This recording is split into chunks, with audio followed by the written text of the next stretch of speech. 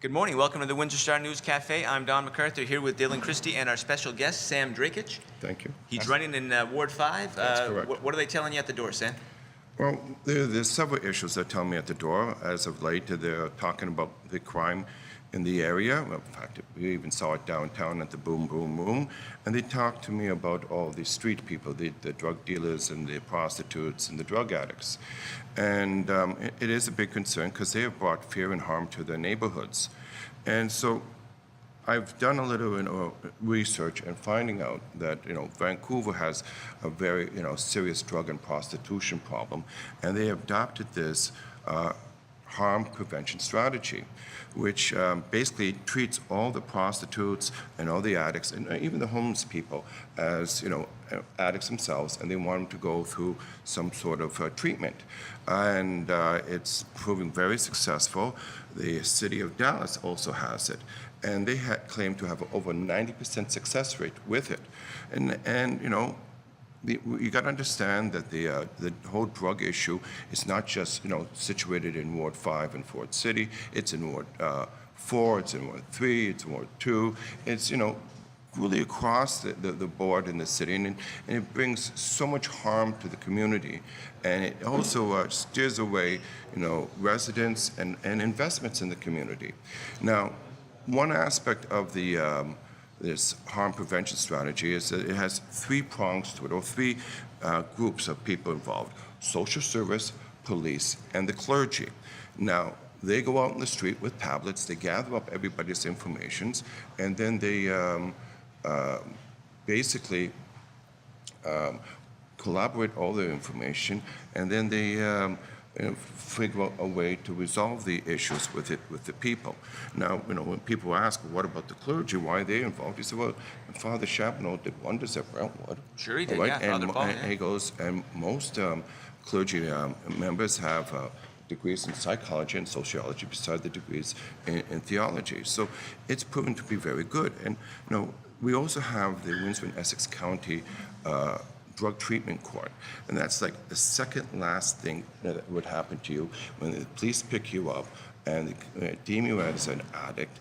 That you go to the drug treatment court, you go through a 14-month intensive rehab and consultation to see if they can get you to quit your addiction.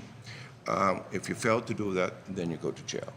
And when, they really don't want people to go to jail. As a matter of fact, the people in Ward 5, they've all told me, said, they want some help given out to these people. So the city can help them like with outreach efforts, or you want us to set up a storefront shop, or what specifically are you going to do? Let me put it this way.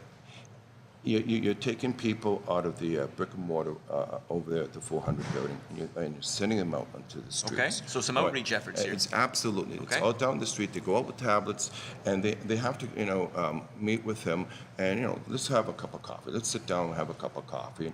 And they talk to them and says, okay, we're here to help you. All right? We're not going to arrest you. We're not going to pick you up and throw you out of the ward, because they just come back.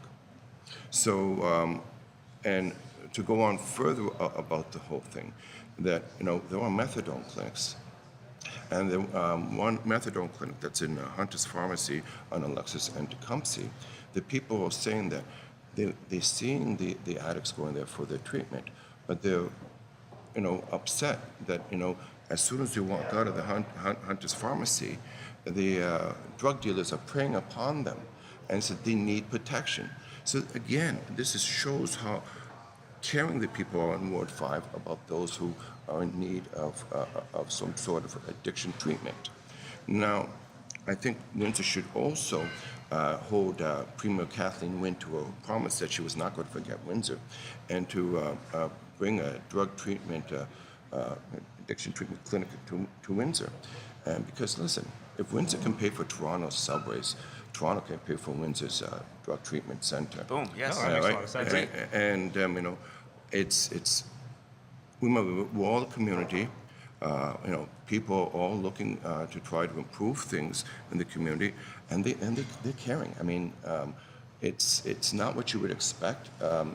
Yeah, there were times I get very fed up. We just had a fellow on Hickory had a break-in. I was just and there's a great video online. He tackled this guy Yeah. with his own surveillance footage. Jay Crick, Trevor Wilhelm, Dylan wanted to get something in. Well, you mentioned before that the issues in Ward 5 are very, very similar to the issues across the entire city. Perhaps That's a correct. bit more intensified in That's some correct. areas. But you have some really interesting ideas on your website that you put forth in your platform. City Transit, one of those you talk about, even for night riders, maybe even getting dropped off at their own homes. Can you just kind of talk about that? Well, that was taken basically, I mean, I did research on that, and the city of London, in London, England, right, they brought that forth because they feared that, lone riders, especially females, and I did was, when I was at the Ward 4 debate, one woman who, she told me that when she only can take the mass transit, the bus, because she's in a handicap, she can't drive a car, and she fears that when she gets dropped off the bus, that she's going to be mugged, and she's been approached several times. She said, I have to walk so far, all right, because there's no bus, servicing the area that I live, and so we have to figure out some way. That's why I wanted to bring in the minibuses, because maybe we can, utilize the minibuses to go into the less service area.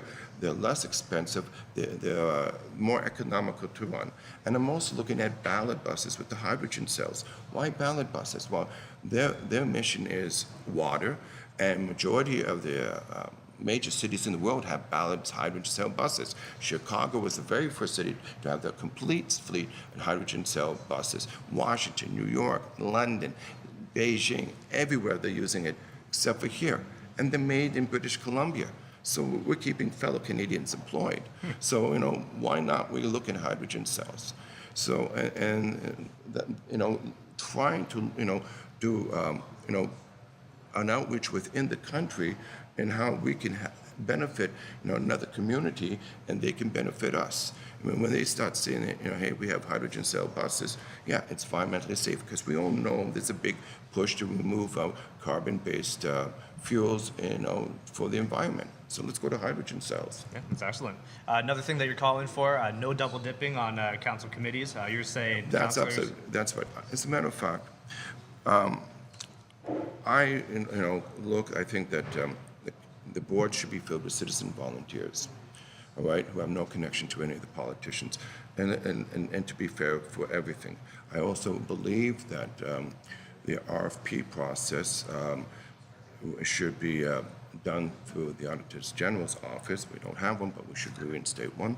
And you've heard that argument from everybody. Sure, yeah. And done with an accounting firm. We have to look how the federal government did it with the shipping contract.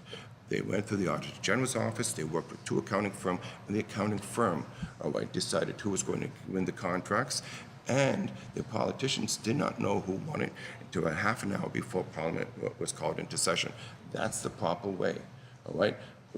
Just be fair. It's open, it's fair, and it's secure of any type of interference whatsoever by an elected official.